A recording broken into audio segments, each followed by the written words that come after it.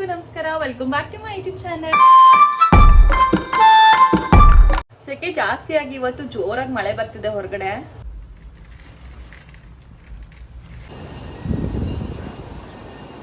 ಬರ್ತಾ ಪ್ಲಸ್ ಮಳೆ ಎರಡೂ ಇದೆ, ಅದಕ್ಕೆ ಅದು ಒಂಥರ ಹೊಗೆ ತರ ಹೊಡಿತಾ ಇದೆ. ಜೋರ್ ಮಳೆ ಬರ್ತಿದೆ. ಇಲ್ಲಿ ವಿಡಿಯೋದಲ್ಲಿ ಕಾಣಿಸ್ತಿದೆ ಇಲ್ವೋ ಗೊತ್ತಿಲ್ಲ, ಸಖತ್ ಸ್ಪೀಡಾಗಿ ಹೊಡಿತಾ ಇದೆ ಮಳೆ. ಹುಳ್ಳಿಕಾಳನ್ನ ಮೊಳಕೆ ಕಟ್ಟಕ್ಕೆ ಅಂತ ಇಟ್ಟಿದೆ, ಚೆನ್ನಾಗಿ ಮೊಳಕೆ ಬಂದಿದೆ. ಸೆಕೆ ಆಗಿರೋದ್ರಿಂದ ಇವಾಗ ಒಂದು ನೆನ್ನೆ ಉನಿ ಹಾಕಿ ರಾತ್ರಿ ಮೊಳಕೆ ಕಟ್ಟಕ್ಕಿಟ್ರೆ ಆಲ್ಮೋಸ್ಟ್ ಇಷ್ಟು ಚೆನ್ನಾಗಿ ಬೇಗ ಬರುತ್ತೆ. ಸೊ ಇವತ್ತು ಹುಳ್ಳಿಕಾಳು ಸಾಂಬಾರು, ರೈಸು, ಮುದ್ದೆ ಮಾಡೋಣ ಅಂದ್ಕೊಂಡಿದ್ದೀನಿ. ಗೊತ್ತಿಲ್ಲ ಇದ್ರಲ್ಲಿ ಪಲ್ಯ ಮಾಡಲಾ ಇವಾಗ ಅಥವಾ ಬಸ್ಸಾರು ಮಾಡಲಾ ಅಥವಾ ಸಾಂಬಾರು ಮಾಡಲಾ ಅಂತ. ಬಟ್ ಚೆನ್ನಾಗಿ ಮೊಳಕೆ ಬಂದಿದೆ. ತುಂಬ ದಿನ ಆದಮೇಲೆ ಇಷ್ಟು ಮೊಳಕೆ ಬಂದಿರೋ ತಿಂತಾರದು ಇವಾಗ ನಾವು ಸೆಕೆಗಾಲದಲ್ಲಿ. ತೆಂಗಿನಕಾಯಿ ಸಿಕ್ತು ಚೈನಾದಲ್ಲಿ, ಸೊ ಅದನ್ನು ಹಾಕ್ಬಿಟ್ಟು ಸ್ವಲ್ಪ ಮಸಾಲೆ ಟೈಪ್ ಸಾಂಬಾರು ಮಾಡೋಣ ಅಂತ ಅಂದ್ಕೊಂಡಿದ್ದೀನಿ. ಯೂಶಲ್ ಆಗಿ ಸಾಂಬಾರಿಗೆ ಜಾಸ್ತಿ ಮಸಾಲೆ ಎಲ್ಲ ನಾನು ಹಾಕೋದಿಲ್ಲ, ಖಾರದ ಪುಡಿ ಏನಿರುತ್ತೋ ಅದಷ್ಟೇ ಹಾಕೋದು. ಮೊಳಕೆ ಕಾಳು ಸಾಂಬಾರಿಗೆ ಒಂದ್ಸಲ ಮಸಾಲೆ ಹಾಕ್ತಾರೆ, ಸೊ ಅದಕ್ಕೋಸ್ಕರ ನಾನು ಸ್ವಲ್ಪ ಶುಂಠಿ ಬೆಳ್ಳುಳ್ಳಿ ಒಂಚೂರು ಚಕ್ಕೆ ಹಾಕೋಣ ಅಂತ ಅಂದ್ಕೊಂಡಿದ್ದೀನಿ. ಸೊ ಡಿಫ್ರೆಂಟ್ ಆಗುತ್ತೆ. ಸೆಕೆ ಇವಾಗ ಮಸಾಲೆ ತಿನ್ನಬಾರ್ದು, ಬಟ್ ಜಾಸ್ತಿ ಚೆನ್ನಾಗಿ ಮೊಳಕೆ ಕಾಳು ಬಂದ್ಬಿಟ್ಟಿದೆ. ಮೊಳಕೆ ಬಂದಿರೋದ್ರಿಂದ ಹಾಕಿ ನೋಡೋಣ, ಟ್ರೈ ಮಾಡೋಣ ಅಂತ ಇವತ್ತು. ಒಂದು ಕಡೆ ತೆಂಗಿನಕಾಯಿನ ತುರಿಯೋ ಮನೇಲಿ ತುರಿತೀವಿ, ಇಲ್ಲಿ ತುರ್ಕೊಳಕ್ಕಾಗಲ್ಲ ಅಂತ ಅಂದ್ಬಿಟ್ಟು ನಾವು ಕಾಯಿ ತುರ್ಕೋತಾರಲ್ಲ, ಕ್ಯಾರೆಟ್ ಎಲ್ಲ ತುರಿತೀವಲ್ಲ, ಸೊ ಅದನ್ನೇ ಯೂಸ್ ಮಾಡ್ಕೊಂಡು ಕಾಯಿ ತುರ್ಕೋತಾ ಇದ್ದೀನಿ. ನಾವಿರೋ ಸಿಟಿನಲ್ಲಿ ತೆಂಗಿನಕಾಯಿ ಎಲ್ಲ ಅಂಗಡಿಗಳಲ್ಲೆಲ್ಲ ಇಟ್ಟು ಮಾರೋದಿಲ್ಲ. ಸೊ ನಮಗೆ ತೆಂಗಿನಕಾಯಿ ಬೇಕು ಅಂತಂದರೆ ತಬೋನ ಆ್ಯಪ್ ಇದೆ ಚೈನಾದಲ್ಲಿ, ಸೊ ಅಲ್ಲಿ ಆರ್ಡರ್ ಮಾಡಿ ತರಿಸ್ಕೋಬೇಕು. ಒಂದು ತೆಂಗಿನಕಾಯಿಗೆ ಆಲ್ಮೋಸ್ಟ್ 180 ರೂಪಾಯಿ ಆ ಥರ ಬೀಳುತ್ತೆ. ನಾನು ಮುಂಚೆ ಎಲ್ಲ ಏನು ಮಾಡ್ತಿದ್ದೆ ಅಂತಂದರೆ, ಸಾಂಬಾರಿಗೆ ಏನು ನಾನು ಕೂಗಿಸ್ಕೊಂಡಿರ್ತೀನಲ್ಲ ತರಕಾರಿನೇ ಇಲ್ಲ ಕಾಳೆಲ್ಲನೂ, ಅದಕ್ಕೆ ಸಪ್ರೇಟಾಗಿ ಚಿಕ್ಕದೊಂದು ಕಡಾಯಿ ಥರ ಇದೆ, ಅದರಲ್ಲಿ ಒಗ್ಗರಣೆ ಹಾಕ್ಕೊಂಡು ಮಾಡ್ತಾಯಿದ್ದೆ ಸಾಂಬಾರನ್ನ. ಇವತ್ತು ನಾನು ಫಸ್ಟೇ ಒಗ್ಗರಣೆ ಹಾಕೋತಾ ಇದ್ದೀನಿ ಸಾಂಬಾರಿಗೆ. ಈ ಥರ ಕಾಳು ಸಾಂಬಾರಿಗೆ ಬೆಳ್ಳುಳ್ಳಿ ಒಗ್ಗರಣೆ ಕೊಟ್ಟರು ತುಂಬ ಚೆನ್ನಾಗಿರುತ್ತೆ ಅಂತ ಹೇಳ್ತಾರೆ. ಬಟ್ ಅಂದರೆ ನಾನು ಆಡಿಸ್ಕೊಳ್ಳೋಕ್ಕೇ ಬೆಳ್ಳುಳ್ಳಿ ಹಾಕ್ಬಿಟ್ರೋದ್ರಿಂದ ಮತ್ತೆ ವಾಪಸ್ ಇಲ್ಲಿ ಒಗ್ಗರಣೆಗೂ ಹಾಕ್ಕೊಂಡ್ರೆ ಕಹಿ ಬರುತ್ತೆ ಅಂತ ಹೇಳ್ತಾರೆ, ಇಂಗು ಬೆಳ್ಳುಳ್ಳಿ ಎಲ್ಲ ಮಿಕ್ಸ್ ಮಾಡಿದ್ರೆ. ಸೊ ಅದಕ್ಕೋಸ್ಕರ ಹಾಕಿಲ್ಲ. ಯಾವಾಗಲೂ ಖಾರದ ಪುಡಿನ ಫ್ರಿಜ್ಜಲ್ಲಿ ಇಟ್ಬಿಟ್ಟಿರ್ತೀನಿ, ಯಾಕೆಂದರೆ ಇವಾಗ ಸಮ್ಮರ್ ಆಗಿರೋದ್ರಿಂದ ಹುಳ ಬಂದ್ಬಿಡುತ್ತೆ. ಒಂದು ಗಾಜಿನ ಡಬ್ಬ ಹೊರಗಡೆ ಇಟ್ಟಿರ್ತೀನಿ, ವಿಂಟರ್ಲ ಹೊರಗಡೆ ಇರುತ್ತೆ. ಸಮ್ಮರ್ ಟೈಮಲ್ಲಿ ಫುಲ್ ಒಳಗಡೆ ಇಟ್ಬಿಡ್ತೀನಿ ಫ್ರಿಜ್ ಒಳಗೆ. ಇಲ್ಲ ಎಲ್ಲ ಕಪ್ಪು ಹುಳಗಳು ಬಂದ್ಬಿಡುತ್ತೆ, ಕಪ್ಪು ಹುಳಗಳು, ಬಿಳಿ ಹುಳಗಳು ತಾನಾಗಿ ಉತ್ಪತ್ತಿ ಆಗ್ಬಿಡುತ್ತೆ ಎಲ್ಲ ಸಾಮಾನುಗಳಲ್ಲೂ ಅಷ್ಟೇ. ಸೊ ಇವಾಗ ಸಮ್ಮರಲ್ಲಿ ಸಾಮಾನು ನಮ್ಗೆ ಎಷ್ಟು ಬೇಕಷ್ಟು ತರಿಸ್ಕೋತೀವಿ ಒಂದು ತಿಂಗಳಿಗೆ. ವಿಂಟರ್ ಟೈಮಲ್ಲಿ ಎಲ್ಲ ಹೊರಗಡೆ ಇದ್ರೂ ಏನೂ ಆಗಲ್ಲ. ಈಗ ಸಮ್ಮರಲ್ಲಿ ಎಲ್ಲ ಚಪಾತಿ ಹಿಟ್ಟು, ಅಕ್ಕಿ ಪ್ರತಿಯೊಂದು ಅಷ್ಟೇ ಒಂದು 10 ದಿನ ಆಚೆ ಇಡೋಂಗಿಲ್ಲ, ಆಗಲೇ ಹುಳ ಬಂದ್ಬಿಟ್ಟಿರುತ್ತೆ. ಫಸ್ಟು ಮಸಾಲೆನ ಮರಳಿಸ್ತಾ ಇದ್ದೀನಿ, ಯಾಕೆಂದರೆ ಇಲ್ಲಿ ಆಲ್ರೆಡಿ ಕಾಳು ಬೆಂದಿದೆ ಚೆನ್ನಾಗಿ. ಒಂದೇ ವಿಶಿಲ್ಗೆ ಉಪ್ಪು ಮತ್ತು ಒಂಚೂರು ಎಣ್ಣೆ ಹಾಕಿದ್ದೆ, ಸೊ ಮುದ್ದೆ ಆಗಿಲ್ಲ, ಚೆನ್ನಾಗಿ ಬೆಂದಿದೆ. ಸೊ ಇದು ಮರಳು ಬಿಟ್ಟರೆ ಡೈರೆಕ್ಟು ಖಾರ ಹುಣ್ಸೆಹಣ್ಣೆಲ್ಲ ಮರಳಿದ್ರೆ ಇದನ್ನ ಹಾಕ್ಬಿಟ್ಟು ಒಂದು 2-3 ನಿಮಿಷ ಕುದಿಸ್ಬಿಟ್ರೆ ಸರಿ ಹೋಗುತ್ತೆ.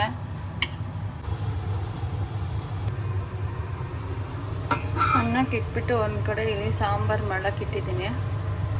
ಕಾಳು ಬೇಯೋಕ್ಕೂ ಇದಾಕಿದ್ದೆ, ಇನ್ನು ಸ್ವಲ್ಪ ಎಣ್ಣೆ, ಅದಕ್ಕೆ ಮೇಲ್ಗಡೆ ಸ್ವಲ್ಪ ಎಣ್ಣೆ ಥರ ಕಾಣಿಸ್ತಿದೆ. ಅದಕ್ಕೆ ನಾನು ಒಗ್ಗರಣೆಗೆ ಸ್ವಲ್ಪ ಎಣ್ಣೆ ಕಡಿಮೆ ಹಾಕಿದ್ದೆ. ಈಗ ಒಂದು ಸ್ವಲ್ಪ 2-3 ಕುದಿಕಿದ್ರೆ ಸಾಂಬಾರು ರೆಡಿ ಆಗುತ್ತೆ. ಒಗ್ಗರಣೆನೂ ಹಾಕ್ಬಿಟ್ಟಿದ್ದೀನಿ. ಈಗ ಅಡುಗೆ ಆದಮೇಲೆ ಸ್ವಲ್ಪ ಹೊರಗೆ ಹೋಗಬೇಕು, ಸೊ ಅಲ್ಲಿ ಬ್ಲಾಗ್ ಕಂಟಿನ್ಯೂ ಮಾಡ್ತೀನಿ. 2:30 ಆಯಿತು, ಊಟ ಎಲ್ಲ ಮಾಡ್ಕೊಂಡು ಹೊರಗೆ ಹೋಗ್ತಾ ಇದ್ದೀವಿ. ಸ್ವಲ್ಪ ಇಲ್ಲಿ ಚೈನಾದು ಸಿಮ್ ಅಂಗಡಿ ಇದೆ, ನಾನು ಫೋನಲ್ಲಿ ಮಂತ್ಲಿ ರೀಚಾರ್ಜ್ ಮಾಡ್ತೀವಲ್ಲ, ಸೊ ಅದರಲ್ಲಿ ಏನೋ ಒಂದು ಸ್ವಲ್ಪ ಕೇಳಬೇಕಾಯ್ತು, ಎಂಕ್ವೈರಿ ಮಾಡಬೇಕಾಯ್ತು ಅವ್ರನ್ನ. ಸೊ ಅದಕ್ಕೆ ಹೋಗ್ತಾ ಇದ್ದೀವಿ. ಮತ್ತು ತರಕಾರಿ ಮಾರ್ಕೆಟ್ಗೂ ಹೋಗೋಣ ಅಂತ ಅಂದ್ಕೊಂಡಿದ್ದೀವಿ, ನೋಡೋಣ.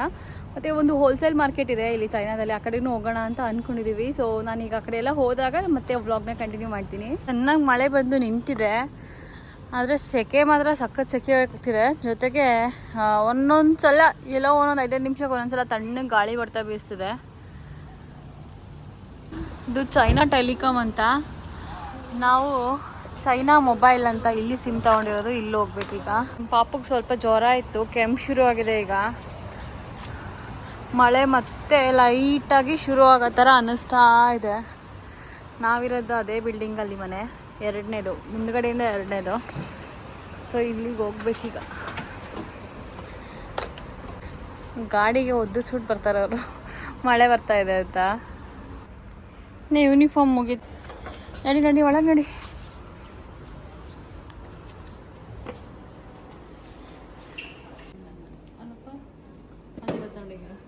ಸಿಮ್ ಅಂಗಡಿಗೆ ಬಂದಿದ್ವಿ. ನಮ್ಮ ಪಾಪು ಇಲ್ಲಿ ಪಾಸ್ಪೋರ್ಟ್ ಡೀಟೇಲ್ಸ್ ಎಲ್ಲ ಕೊಡಬೇಕು.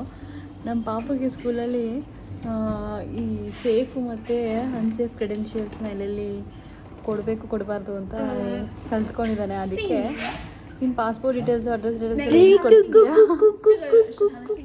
ಅನ್ಸೇಫ್ ಇದು ಅಂತ ಹೇಳ್ತಿದ್ದಾನೆ. ಅನ್ಸೇಫ್ ಆಯಿತು. ಚೈನಾದ ನಂದು ಫೋನ್ ನಂಬರ್ ಇದೆಯಲ್ಲ, ಅದ್ರದ್ದು ಸ್ವಲ್ಪ ಪ್ಲ್ಯಾನ್ನ ಅಪ್ಗ್ರೇಡ್ ಮಾಡಿಸ್ದೆ ಇವತ್ತು ನಾನು. ಸೊ ಅದಕ್ಕೋಸ್ಕರ ಸ್ವಲ್ಪ ಡಿಜಿಟಲ್ ಸಿಗ್ನೇಚರ್ಸ್ ಎಲ್ಲ ಹಾಕ್ಸ್ಕೊತಾ ಇದ್ದಾರೆ. ನಂದು ಸಿಮ್ ಕಾರ್ಡ್ದು ಮಂತ್ಲಿ ಪ್ಲ್ಯಾನ್ ಏನಿತ್ತು ಅದನ್ನು ಚೇಂಜ್ ಮಾಡಿಸೋದಕ್ಕೆ ಒಂದು ವಾಚ್ ಕೊಟ್ಟರು. ಬಟ್ ವಾಚ್ ಅಂತಂದರೆ ಇದು ಮಕ್ಕಳದು ಕಿಡ್ಸ್ ವಾಚ್. ಇದರೊಳಗೆ ಸಿಮ್ ಹಾಕ್ಕೊಂಡು ಮಕ್ಕಳು ಎಲ್ಲಿದ್ದಾರೆ ಅಂತ ಟ್ರ್ಯಾಕ್ ಮಾಡ್ಬೋದು, ಕಾಲ್ ಮಾಡ್ಬೋದು. ಅಂದರೆ ಮಿಸ್ ಆಗಿಬಿಟ್ರೆ ಮಕ್ಕಳು ತಪ್ಪಿಸ್ಕೊಂಡ್ಬಿಟ್ರೆ ಕಾಲ್ ಮಾಡಿ, ಇದು ತುಂಬ ಇದೆ. ಇದು ಚೈನಾದಲ್ಲಿ ಮಕ್ಳುಗಳು ತುಂಬ ಜನ ಹಾಕೊಂಡು ಓಡಾಡ್ತಾರೆ. ಮಿಸ್ ಆಗಿರೋ ಮಕ್ಕಳು ಕಾಲ್ ಮಾಡಿ ಮಾತಾಡ್ತಿರೋದು ನೋಡಿದ್ದೀನಿ. ಸೊ ಇದು ಅವನಿಗೆ ಅಂತ ಗೊತ್ತಾಗಿದೆ, ಅದಕ್ಕೆ ಸ್ಕೋಪ್ ತಗೋತಾ ಇದ್ದಾನೆ. ನಿನಗೇನೆ ಇದು ಬಿಡು, ಆಯ್ತು ಹೋಗ್ಲಿ. ಇದು ಒಂದು ಕಿಡ್ಸ್ ವಾಚು ನಮಗೆ ಇವಾಗ ಕೊಟ್ಟಿದ್ದು. ಇದರಲ್ಲಿ ಲ್ಯಾಂಗ್ವೇಜ್ ಚೇಂಜ್ ಆಪ್ಷನ್ಸ್ ಎಲ್ಲ ಏನೂ ಇಲ್ಲ. ಜಸ್ಟ್ ಮಕ್ಕಳಿಗೆ ಕಾಲ್ ಪಿಕ್ ಮಾಡೋದಕ್ಕೆ ಇದು ಕಾಲು, ಮತ್ತು ಇದು ಮೆಸೇಜು ರಿಪ್ಲೈ ಮತ್ತು ನೋಡೋದು. ಆಮೇಲೆ ಆಲಿಪೇ ಎಮರ್ಜೆನ್ಸಿಗೆ ದುಡ್ಡು ಕಟ್ಟಬೇಕು ಅಂತಂದರೆ ಅದು, ಟು ಡ್ಯೂ ಲಿಸ್ಟು, ಅಲಾರಾಮು, ಆ ಥರ ಅಷ್ಟೇ ಇಟ್ಕೊಂಡಿದ್ದಾರೆ ಕಾಲ್ ಮಾಡೋದಕ್ಕೆ. ಬೇರೆ ಏನೂ ಇಲ್ಲ ಇದರಲ್ಲಿ. ಬೇರೆ ಏನೂ ಆಪ್ಷನ್ನೇ ಇಲ್ಲ. ಸಾಫ್ಟ್ವೇರ್ ಇನ್ಸ್ಟಾಲ್ ಮಾಡ್ಕೊಳ್ಳೋದಾಗಲಿ, ಲ್ಯಾಂಗ್ವೇಜ್ ಚೇಂಜ್ ಮಾಡೋದಾಗಲಿ ಏನೂ ಇಲ್ಲ. ನೋಡಿ ಸೆಟ್ಟಿಂಗ್ಸಲ್ಲಿ ಇಷ್ಟೇ ಇದೆ ನೋಡಿ. ಅಲಾರಾಮ್ ಒಂದು, ಸೌಂಡು, ಆಲಿಪೇ, ಸ್ವಿಚ್ ಆಫು, ಏನು ವಾಚ್ದು ಆ್ಯಪ್ ಇನ್ಫಾರ್ಮೇಷನು ಅಷ್ಟೇ. ಇನ್ನೇನೂ ಇಲ್ಲ, ಇನ್ನೇನೂ ಮಾಡೋಕ್ಕಾಗಲ್ಲ. ಜಸ್ಟ್ ಮಕ್ಳಿಗಾಗಿರೋದ್ರಿಂದ ಒಂದು ಬೇಸಿಕ್ ವಾಚ್ ಇಟ್ಟಿದ್ದಾರೆ ಅಷ್ಟೇ. ಕಾಲ್ ರಿಸೀವ್ ಮಾಡಿ ಮತ್ತು ಲೊಕೇಶನ್ನ ಗೊತ್ತಾಗಲಿ ಮಕ್ಳು ಕೈಗೆ ಹಾಕ್ಕೊಂಡಿದ್ರೆ ಅಂತ ಇದೊಂದು ವಾಚು. ಸೊ ನಾವು ತಗೋಬೇಕು ಅಂತ ಅಂದ್ಕೊಂಡಿದ್ವಿ. ಈಗ ನಮಗೆ ಇದು ವಾಚು ಹಾಗೆ ಸಿಕ್ತು. ಸೊ ನಮ್ಮ ಪಾಪಗೆ ಹೊರಗಡೆ ಹೋಗುವಾಗ ಹಾಕೋಣ ಅಂತ ಅಂದ್ಕೊಂಡಿದ್ವಿ. ಬೇಡವಾ? ಯಾಕೆ ಬೇಡ ಅಂತ ಹೇಳ್ತಿದ್ದಾನೆ, ನಾಟಕ ಮಾಡ್ತಿದ್ದಾನೆ ಅವನು, ಬೇಡ ಅಂತ ಅಷ್ಟೇ. ಯಾವಾಗಲೂ ಸಿಮ್ ಹಾಕಿರೋ ವಾಚ್ ಕೊಡ್ತೀವಿ ಅಂತ ಅನ್ಕೊಬೇಡ. ಏರ್ಪೋರ್ಟ್ಗೆ ಅಲ್ಲಿ ಇಲ್ಲಿ ಹೊರಗಡೆ ಹೋಗುವಾಗ ತಪ್ಪಿಸ್ಕೊಂಡ್ಬಿಡ್ತೀಯ ಅಂತ ಅಂದ್ಕೊಂಡಾಗ ಕೊಡೋದಷ್ಟೇ. ಸ್ಟೆಂಟ್ ಎಲ್ಲ ಹೊಡಿಯೋಕೆ ಹೋಗ್ಬೇಡ, ವಾಚ್ ಕೊಡ್ತಿದ್ದೀವಿ ನಿನಗೆ ಅಂತ. ನಿನಗೆ ಬೇಡ, ನಮಗೆ ಬೇಕಾದಾಗ ಹಾಕ್ತೀವಿ ಅಷ್ಟೇ. ನಿನಗೆ ಬೇಡ, ನಿನಗೆ ಬೇಡ, ನಮಗೆ ಬೇಕಾದಾಗ ಹಾಕ್ತೀವಿ. ವಾಟರ್ ಕಂಟೆಂಟ್ ಏನೋ ಬರ್ತಿದೆ ನೋಡಿ ಇಲ್ಲಿ, ಎಷ್ಟು ನೀರು ಕುಡ್ದಿದ್ದಾರೆ ಅಂತನೋ. ಇಲ್ಲಿ ಇದಾ, ಏನಿದು? ಸೊ ಈಗ ಪಪ್ಪನ ನಂಬರ್ಗೆ ಕಾಲ್ ಮಾಡಿ ನೋಡೋಣ. ಇನ್ನು ಆ್ಯಕ್ಟಿವ್ ಆಗಿಲ್ಲ ನನ್ನ ಸಿಮ್ಮು. ತಪ್ಪು ನಂಬರ್ ಹಾಕಿದ್ದೀರಾ? ತಪ್ಪು ನಂಬರ್ ಡಯಲ್ ಮಾಡಿಬಿಟ್ಟಿದ್ರು. ಸೊ ನಾವು ರಾಂಗ್ ನಂಬರ್ ಅಂತ ಬಂತು. ಈಗ ನೋಡೋಣ ರಿಂಗ್ ಆಗುತ್ತಾ ಅಂತ ಡಯಲ್ ಮಾಡಿದ್ದೀವಿ. ಆಯಿತಾ? ಏನಪ್ಪ ಕಾಲ್ ಬರ್ತಿದೆ. ಹಲೋ ಅಂತ ಮಾತಾಡಿಸಿ ನೋಡೋಣ. ಅಪ್ಪ ರಿಸೀವ್ ಮಾಡ್ತೈತಾಳೆ ಈಗ. ಹಲೋ, ಆಟ ಆಡ್ತಿದ್ದ ಬರೀ?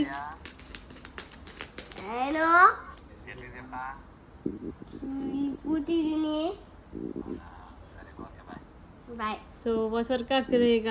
ಖುಷಿ ಎಲ್ಲ ಏನು ಬೇಡ ಅಂತೀಯ? ಖುಷಿ ಕಣಪ್ಪ ನನಗೆ, ನಿಂಗೆಲ್ಲ ಬೇಡ ಬೇಡ ಅಂದರೆ.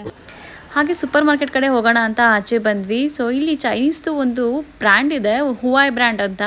ಸೊ ಇಲ್ಲಿ ಒಳ್ಳೆ ಫೋನ್ಗಳು, ವಾಚ್ಗಳೆಲ್ಲ ಸಿಗುತ್ತೆ. ಇದು ಒಳ್ಳೆ ಐಫೋನ್ಗೆ ಕಾಂಪೀಟ್ ಮಾಡೋ ಥರ ಇದೆ ಇವಾಗ. ಪ್ರೈಸು ಕೂಡ ಹಾಗೇ ಇದೆ.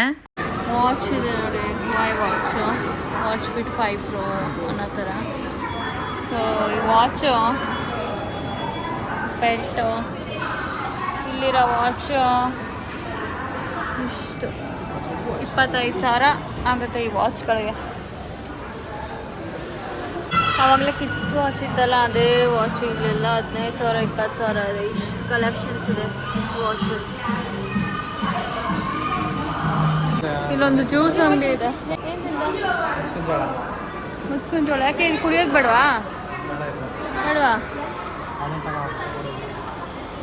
ಸೂಪರ್ ಮಾರ್ಕೆಟಿಗೆ ಬಂದ್ವಿ. ಇಲ್ಲಿ ನಾನು ತರಕಾರಿ ತಗೊಳ್ಳಲ್ಲ ಯೂಶಲ್ ಆಗಿ, ತುಂಬ ರೇರಾಗಿ ತಗೋತೀನಿ.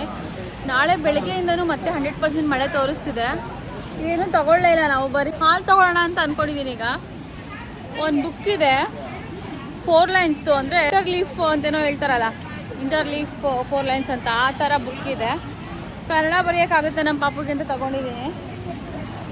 ಇಲ್ಲಿ ಓದಿದ್ರಿಂದ ಕನ್ನಡ ಬರೀತಾನೆ, ಸ್ವರಗಳು ವ್ಯಂಜನಗಳು ಕಾಗುಣಿತ ಎಲ್ಲ ಸ್ವಲ್ಪ ಬರೀತಾನೆ, ಓದೋದು ಸ್ವಲ್ಪ ಸ್ವಲ್ಪ ಓದ್ತಾನೆ. ಸೊ ಇವಾಗ ರಜದಲ್ಲಿ ಜಾಸ್ತಿ ಹೇಳ್ಕೊಡ್ಬೇಕು ಅವನಿಗೆ.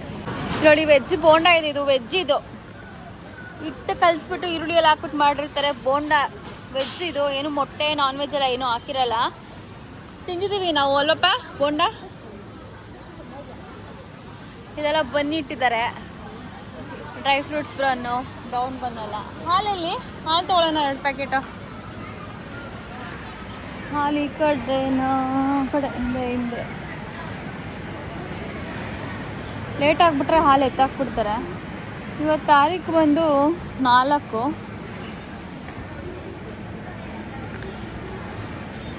ಇಲ್ಲಿ 2ನೇ ತಾರೀಕು ಇಟ್ಟಿದ್ದಾರೆ, 4ನೇ ತಾರೀಕ್ದಿಲ್ಲ. ಎತ್ಬಿಟ್ಟಿದ್ದಾರೆ 4ನೇ ತಾರೀಕ್ದು. ಯಾರು ನನ್ನ ವಿಡಿಯೋ ಮಾಡ್ಕೊತಿದ್ದಾರೆ, ನಾನು ತಗೊಂಡೋದ್ ಇವ್ರು ವಿಡಿಯೋ ಮಾಡ್ಕೊತಿದ್ದಾರೆ. ಸೊ 2 ಪ್ಯಾಕೆಟ್ ತಗೋತಾ ಇದ್ದೀನಿ. ನನ್ನ ವಿಡಿಯೋ ಮಾಡ್ಕೋತಾರೆ ಅವರು. ಇಲ್ಲಿ ಒಂದು ಫ್ರೆಶ್ ಸೀ ಫುಡ್ ಇದೆ ನೋಡಿ, ತೋರಿಸ್ತೀನಿ. ಇಲ್ಲಿ ನೋಡಿ ಕ್ರ್ಯಾಬು ಎಷ್ಟು ದೊಡ್ಡದಾಗಿದೆ ಅಂತ. ಇದನ್ನ ಇಲ್ಲೇ ಕಟ್ ಮಾಡಿಸ್ಕೊಂಡು ತಗೊಂಡು ಹೋಗ್ತಾರೆ ಫ್ರೆಶ್ ಆಗಿ ಮಾಡ್ಕೊಂಡು ತಿನ್ನಕ್ಕೆ ಮನೆಯಲ್ಲಿ. ಕಣ್ಣು ನೋಡಿ ಹೇಗಿದೆ ಇದಕ್ಕೆ. ಇದು ಕೈ ಇಟ್ಟರೆ ಕಚ್ಬಿಟ್ರೆ ಕಟ್ ಮಾಡಿಬಿಡುತ್ತಲ್ಲ ಅದ ಇದು. ಹೆಂಗಿದೆಯಪ್ಪ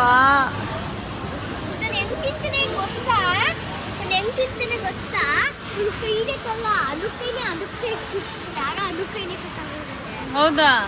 ಎಲ್ಲಿ ನೋಡ್ದೆ ನೀನು? ಓ ಇಲ್ಲಿ ಟಿವಿನಲ್ಲಿ ನೋಡ್ದಾ? ಈಗ ಕಟ್ ಮಾಡ್ತಾರಾ? ಏನು ಹಿಂಗಿದೆ ಇದು, ನೋಡೋಕ್ಕೆ ಭಯನೇ ಆಗ್ತದೆ ನನಗೆ.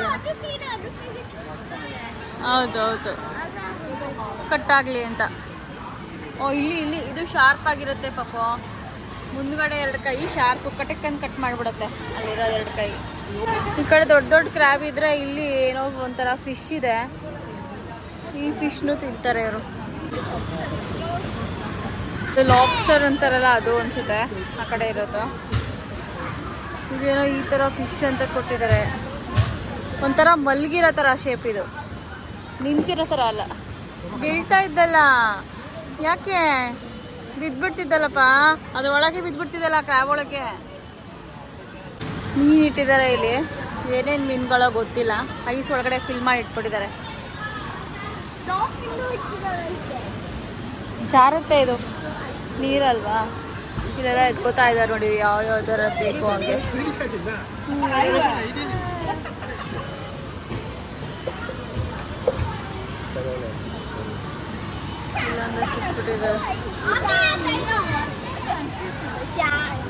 ಶ್ರಿಂಪ್ ಅಲ್ವಾ ಇದು?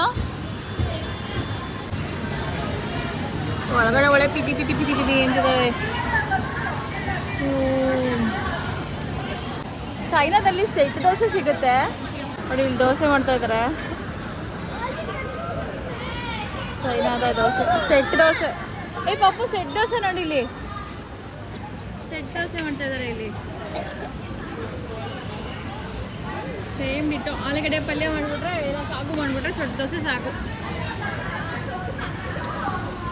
ಇಲ್ಲಿ ಈ ಕಡೆ ಬರೀ ಅಕ್ಕಿ ಹಿಟ್ಟಲ್ಲಿ ಮಾಡಿರೋ ಅಂಥ ಸಂಪಣ ಅಂತ ಇದು. ಈ ದೋಸೆ ಏನು ಸೆಟ್ ದೋಸೆ ತೋರಿಸಿದ್ನಲ್ಲ ಅದು ಬರೀ ಅಕ್ಕಿ ಹಿಟ್ಟಲ್ಲಿ ಹೆಂಗೆ ಈ ಥರ ಉದುಕ್ ಬರೋದಂದರೆ ಫರ್ಮೆಂಟೇಷನ್ ಯಾವ ಥರ ಆಗುತ್ತೆ ಅಂತ ಗೊತ್ತಾಗಲಿಲ್ಲ ನನಗೆ. ಅಲ್ಲಿ ಇಟ್ಟಿದ್ದಾರೆ ಸೆಟ್ ದೋಸೆ, ಇಲ್ಲಿ ಬಿಸಿ ಬಿಸಿಯಾಗಿ ಹಾಕ್ತಾರೆ. ಅದೇನೆ ಇಲ್ಲೂ ಹಾಕಿದ್ದಾರೆ ಒಳಗಡೆ.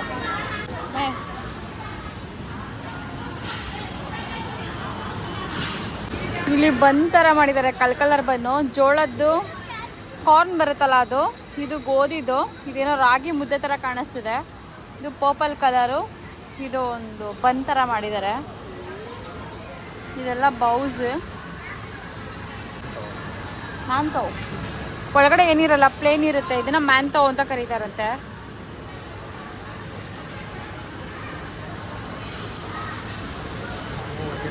ಇದೆಲ್ಲ ಉಪ್ಪಿನಕಾಯಿ ಥರ ನೋಡಿ, ಏನೇನೋ ಮಾಂಸ ಇದು. ಇಲ್ಲಿ ಶಂಖ ಹುಳ ಇರುತ್ತಲ್ಲ, ಅದರಲ್ಲಿ ಉಪ್ಪಿನಕಾಯಿ ಮಾಡಿದ್ದಾರೆ. ಇದು ಕ್ರ್ಯಾಬ ಏನೋ ಅನಿಸುತ್ತೆ ಅದು.